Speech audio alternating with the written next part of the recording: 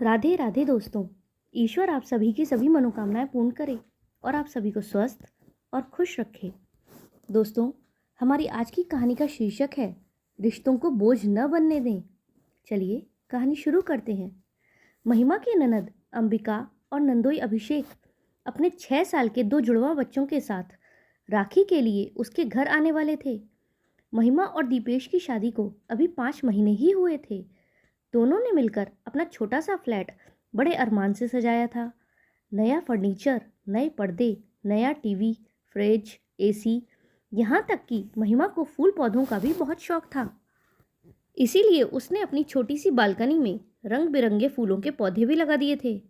उसकी ननद उसके घर पहली बार आ रही थी। नंदोई जी तो 2 दिन बाद छोड़ कर जाने वाले थे, लेकिन ननद रानी पूरे 15 दिन के लिए रहने आई थी। यही सोचकर महिमा और दीपेश बहुत खुश थे और वे कोशिश कर रहे थे कि उनकी खातिरदारी में कोई कमी ना रह जाए। महिमा के ननद और नंदोई सुबह की ट्रेन से ही आ गए। उनके दोनों बच्चों ने तो घर में घुसते ही जैसे भूचाल सा मचा दिया। दोनों बहुत ही ज़्यादा शैतान थे। दोनों भागकर सबसे पहले सोफे पर जाकर चढ़ गए और कूदने लगे। फिर कुशन उठाकर एक दूसरे पर उछालने लगे। बड़ी मुश्किल से उन्हें दूध पीने के लिए डाइनिंग टेबल पर बिठाया तो उन्होंने आधा पिया और आधा फैलाया। नाश्ते में महिमा ने पोहा बनाया था। प्लेट में पोहा लेकर एक बच्चा ड्राइंग रूम में जा बैठा और दीपेश के बहुत रोकने पर भी उसने पूरा पोहा नए कालीन पर गिरा दिया। दीपेश बाजार से समोसे भी लाया था। बच्चों ने समोसों को भी तोड़ तोड़ कर कालीन पर फैला दिया। उनके हाथ में सॉस की शीशी थी जो वे दोनों खींचने लगे। यह देखकर महिमा का कलेजा मुंह को आ रहा था कि कब टूटेगी और सारे कालीन पर सॉस बिखर जाएगी। खैर, गनीमत रही कि सॉस की शीशी नहीं टूटी। नाश्ते के बाद एक बच्चे ने नए पर्दे से ही सॉस के हाथ पोंछ लिए। फिर दोनों बच्चे पूरे घर में ऊधम मचाने लगे। एक ने महिमा की ड्रेसिंग टेबल की तरफ रुख किया, जिसे महिमा ने बहुत ही शौक से सजाया था। बच्चे ने सबसे पहले लिपस्टिक उठाकर ऐंठ दी, जिससे वह टूट गई। फिर परफ्यूम की पूरी शीशी लेकर सारे घर में स्प्रे कर दिया और बोतल को ऐसे ही फेंक दिया, जिससे वह कांच की बोतल टूट गई। ननद रानी का दूसरा लाडला बाथरूम में घुस गया और उसने टूथपेस्ट की पूरी ट्यूब दबा दी।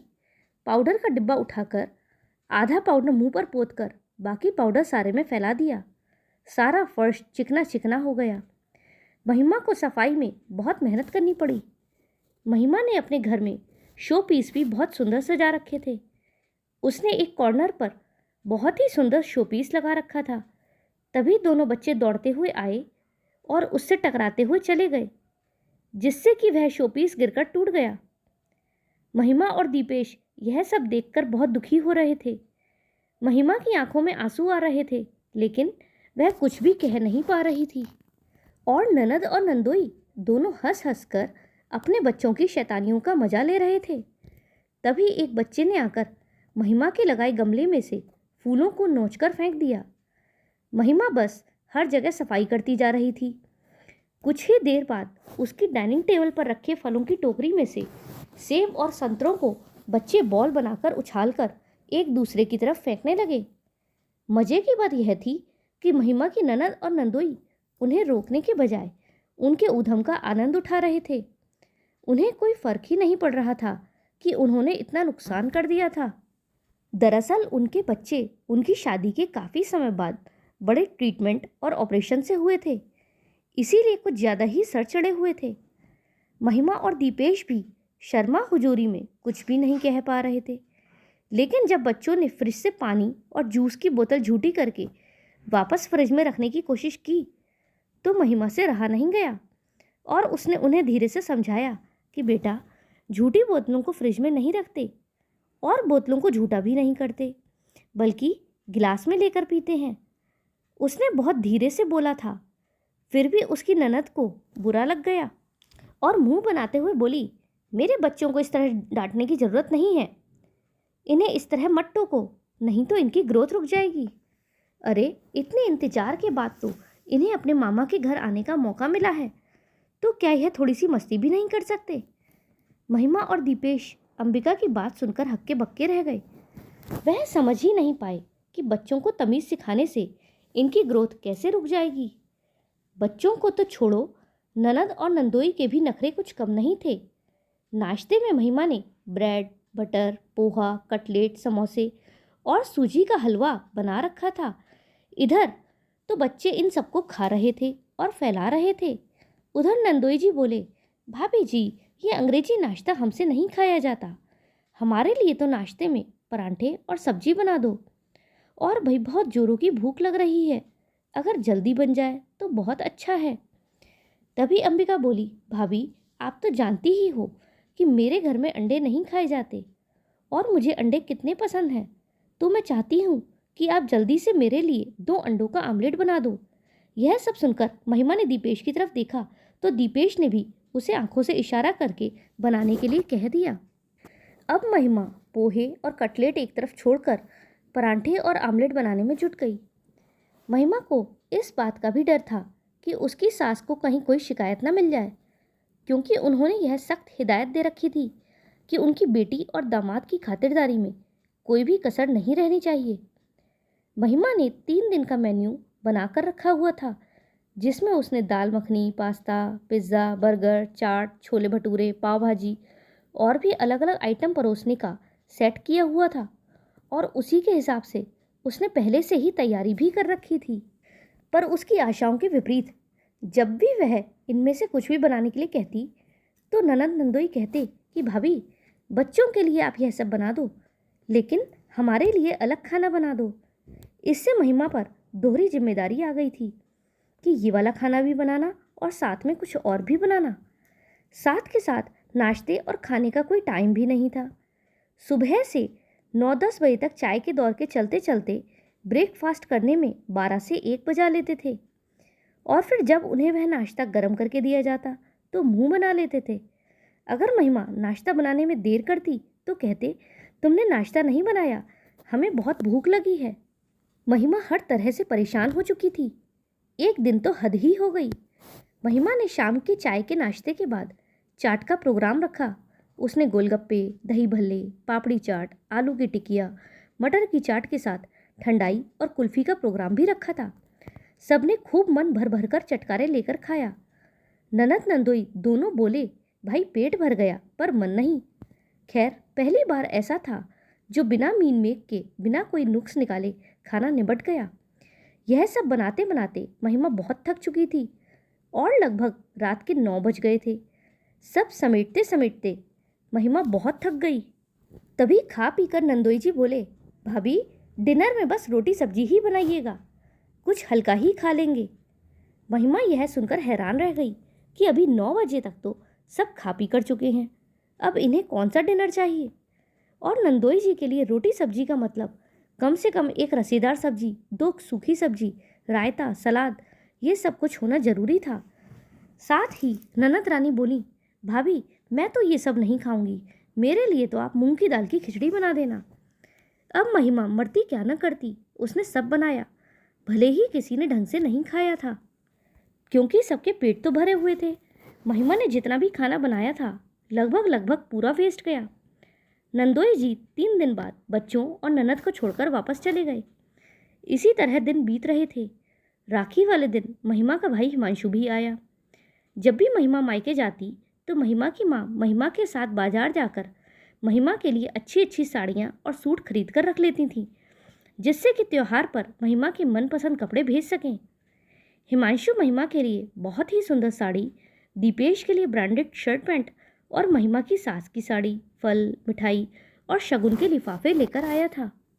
जैसे ही महिमा की सास को पता चला कि उसका भाई घर आया है और यह सब लेकर आया है, तो उन्होंने तुरंत महिमा से कहा कि अपने भाई से राखी के शगुन के रुपयों का लिफाफा अंबिका को भी दिलवा दो, क्योंकि जैसे दीपेश उसका भाई है वैसे ही हिमांशु भी उसका भाई ही हुआ। महिमा ने चुपचाप 5100 का लिफाफा अपनी ननद को दिलवा दिया, क्योंकि अगर वह कुछ कहती तो उसे 4 बातें सुननी पड़ती। अगले दिन दीपेश ने महिमा को 10,000 रुपये दिए और कहा कि वह अंबिका के लिए बाजार जाकर अच्छी सी साड़ी खरीद ले। साड़ी की दुकान पर जाकर अंबिका ने उलट पुलट कर कई साड़ियाँ निकलवाईं, पर उसे कोई भी पसंद नहीं आई, क्योंकि उसकी आंखों के सामने तो महिमा की माँ की दी हुई साड़ी घूम रही थी। हार कर बिना साड़ी लिए ही वे लोग घर आ गए। घर जाकर अंबिका बोली, मुझे तो हिमांशु की लाई हुई साड़ी पसंद है, जो वह महिमा के लिए लेकर आया है। अगर महिमा बुरा न माने तो मैं क्या वह ले लूं?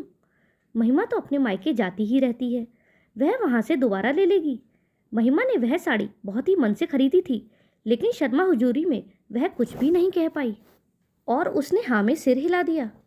दीपेश ने भी शर्मा हुजूरी में उस समय कुछ नहीं बोला और चुप रह गया। अंबिका को अगली सुबह की ट्रेन से वापस जाना था। रात को खाना खाकर जब सब टीवी देखने में व्यस्त थे, तब दीपेश बोला, थोड़ी देर हम भाई बहन भी अपनी पुरानी यादें ताज़ा कर लें। ऐसा कहकर वह अंबिका के साथ छत पर चला गया। थोड़ी देर तक इधर उधर की बातें करने के बाद वह मुद्दे पर आया। उसने अंबिका को प्यार से समझाया कि अंबिका, यह तुम्हारा कैसा बर्ताव होता जा रहा है। पिछले 15 दिनों से महिमा एक पैर पर खड़ी होकर सबकी खातिरदारी में लगी हुई है। उसके चेहरे पर शिकन तक नहीं आई और तुम लोग हर काम में मीन मेघ निकालते रहते हो। फिर भी वह दिल से चाहती है कि किसी को भी शिकायत का मौका ना दे। इसीलिए वह तुम सबकी बातों को चुपचाप सुनती रहती है और फरमाइशों को पूरा करती रहती है। लेकिन कल जो तुमने उसके भाई की लाई हुई साड़ी को मांगा, वह तुमने बहुत गलत किया। देखो, मैंने तुम्हें कभी भी किसी बात के लिए मना नहीं किया, यहाँ तक कि मैंने तो साड़ी के लिए रुपए भी दिए थे। तुम्हें अपनी पसंद की साड़ी खरीद कर लानी चाहिए थी, लेकिन तुमने महिमा के मायके से आई हुई साड़ी को लिया। तुम खुद सोचो, अगर तुम्हारी ननद तुमसे तुम्हारी मायके की दी हुई साड़ी को मांगे तो तुम्हें कैसा लगेगा?